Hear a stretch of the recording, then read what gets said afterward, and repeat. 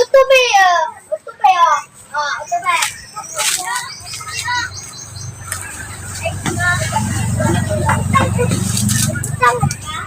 Pininuhan lang pala. Malaki din pala yung goma. Wala dyan.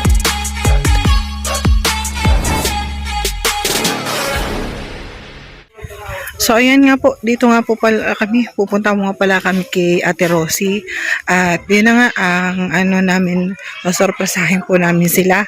Masorpresahin po namin si Ate Rosie para naman ano po masorpresa ng konti si Ate Rosie para dun po sa ano yan mabigyan din po siya ng bigas nang galing po sa Team Bibi Rabay and then Ed Pao supporters. So yun po, puntahan po natin si Ate Rosie, bahay po nila. Samahan niyo po ako. Bye-bye po. So ayan, nandito na nga tayo. Kakarating lang din natin. Ayan si Jose, nag-ano naman. Uy, Ate Rosie, ano ginagawa mo? Gayos ng tindahan. Ito si Ate. Wait lang po. Ikaw ang mag-ayos dyan? Oo, wala lang. Wala, anang? Wala. Ako lang. May dalawa lang asawa ko. Kayong dalawa lang. Ako lang nagtanggal ng mga bubong. Siya na naman siya magkabit. Ako taga-tanggal. Taga-sira ba? Oo, Ako taga-sira. taga-sira, siya taga-ayos. Okay. Ayun. So, yung bubong po ng kanyang tindahan ay ano na po, sira-sira na po kasi Dapat tinagbakal na lang ng bakal na lang ng panibagong Rubber nga. Hindi, okay pa ba yung kukulamber? Oo, matigas pa naman eh. Kasing tigas na mukha ko? Matigas ng ulo ko. Hindi nga, okay pa yun na kukulamber tayo. Dati O ba't ito parang hindi na Oo. Sige ba? Unggoy ka raw. We, hindi nga Ayun nga. Ibig sabihin, matibay. Yan. Kaso lang, yung bubong, natulo na dito pag sobrang makalagas ang ulan. Natulo na sa bahay, natulo pa sa tindahan. Kaya nga. So, ayan, nagtanggal po siya ng ng bubong. Sinira na talaga niya ng tuluyan yung bubong niya. Ay, anong papalit mo dyan? Rubber. Rubber na lang. Wala pa pambiling, yero. Rubber na lang. Pambiling yero. Rubber na lang. Ay, mo kasi walang pambiling yero. Oo, rubber na lang. Nangabili ako, dalawa. Mahal. 270. Isa dito na. Okan ko ma. Okan ko lang. Ang puhunan ko yung tindahan. Wala na naman. Binawasan ko na naman. Binawasan mo yung pampunan mo sa tindahan. Kasi pag maulan nga dito, Ate Juicy, nababasa na kami. Tapos yung customer kung kumakain, natutuloan. Yung nga yung isa dyan. Ay, ayun, yung rubber, dala-dala ni Inday Budiday. Ano, Inday Budiday? Ayan po yung rubber. Uy, ayan nga, so nakagayon na nakita ko na rubber tape. Yan nga, nakita kong rubber. Uy, si Potpot nasaan ate? Gadoya. Ay, Diyos ko, nagduyan na. Sabit mo sa loob dyan, Pint. Nahirapan ka pa. Tabad mo wala. Ate, so ano? Ano to? Ano pa ko kagabi? Kaya wala ka ngayong tinda. Wala. Bukas meron. Bukas. Mamadaliin lang yung Hindi pwede tayo mag-stop. Wala tayo. Walang kapirahan. Walang kapirahan. Mayroon pag walang kapirahan. Pag may, may nagkasakit, wala tayong hukot. Ako nga kahit stress, tinan mo nagpaganda pa rin ako. May dala nga po pala kaming bigas at bibigyan po natin si Ate Rosie ng bigas. Ayan, so ayan nga po yung dala nating bigas kay Ate Rosie at sakto po wala po silang bigas. 'Di ba? Wala kayong bigas ngayon? So wala po silang bigas ngayon kaya ang anuhin po natin ay 10 kilos na ata ang ibibigay natin kay Ate Rosie kasi wala silang bigas, no? Wala kayong bigas.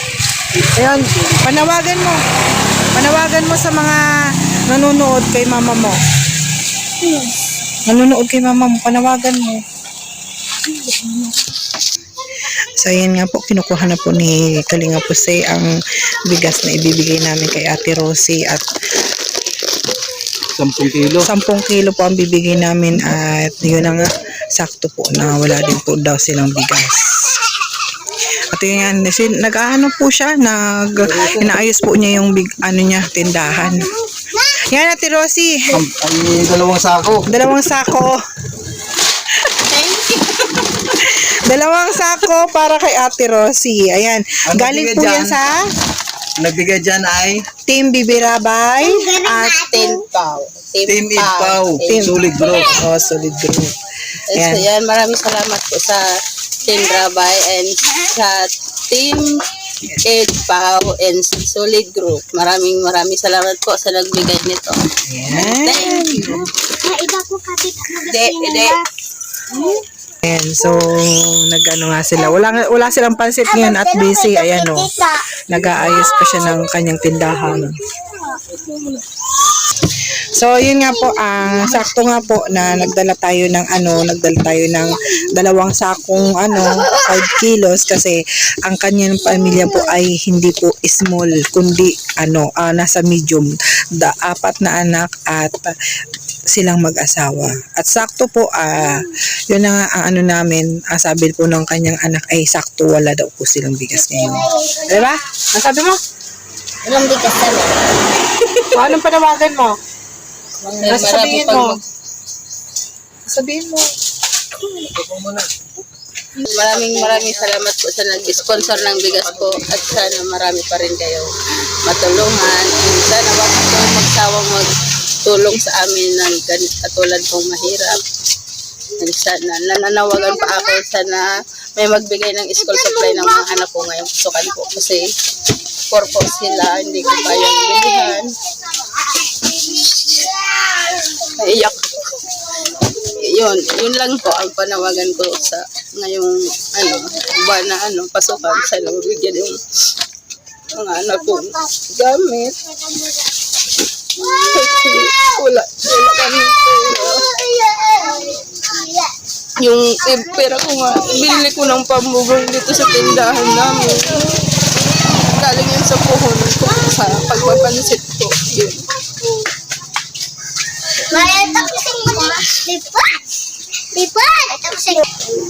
Ay, kumusta naman yung benta mo ngayong na to? Kahit pa paano kasi survive ko yung mga anak ko sa pang-araw-araw. Namin sa araw-araw yun lang, yung nasa survive ko. Yung number 1 kong panawagan, sana matulungan po ako nila sa bahay ko kasi sira-sira na talaga. Super sira-sira na talaga. Hindi na, tindahan ko nga, sira-sira na din. Yun lang kaya kong paayos. Pero yung bahay ko, hindi ko talaga kaya ayusin kasi malaki po. Yun. Kasi sana marami pa sa atin tumulong, mga sponsor, sana hindi sila magsawang tumulong katulad po namin na mahirap dito sa Albay po. Yun lang. Ayun, Ma'am Sisyang, sana po ako na po yung susunod na matulungan niyo po kasi nangangamba naman po ako ngayong tag-ulan. Di na talaga po kaya ng namin, yung bahay ba. Nagatulog nga po kami, minsan nakatayo na lang kasi nagatulog talaga yung mga bubong po namin, sirang-sira na po talaga. Yung isa nga po, giba na doon, yung balik na tinukod ko na lang. Yun, sana po, Miss Yang, matulungan niyo po ako mapayos yung bahay ko. Yun lang po. Yun lang talaga po ang panawagan kong number 1, yung bahay po namin maayos po. Kasi naawa na po ako sa mga anak ko pag nag-aulan. Nag-iiyakan sila kasi saan daw sila sisilong. Yun, tinatabi-tabi ko na lang yung minsan, kumukuha ako ng isang trapal, doon na lang sila nagahiga. Tinatakpan ko yung mga tulo. Sabi ko, hayaan nyo, pag may balay mo may maawa sa atin, may tumulong. Kaya yun, yes, nabalaman ko si Miss Yang tumutulong talaga sa papabahay. Kaya maraming salamat po, Miss Yang, kung matulungan niyo man po ako. Sobra po ako nagpapasalamat sa iyo. Yun lang po. Okay, thank you, Ate Rosie. So, So, ayun nga, nakapag ayos na nga si kuya.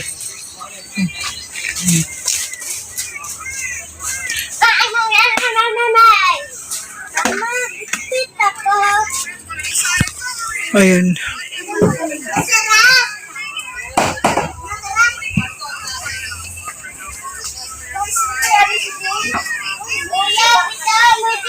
Nakatapos na nga, pero yung papalitan ata yan. Hindi niya na. Pabalik. Abutan ko na kan. YouTube ya. YouTube ya. YouTube.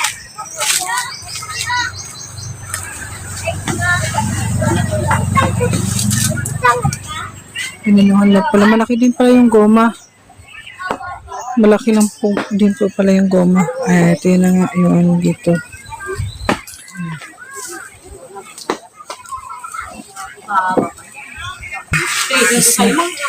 Tapos na yung tindahan ni ate. Inililiwan ng ayan o. Okay.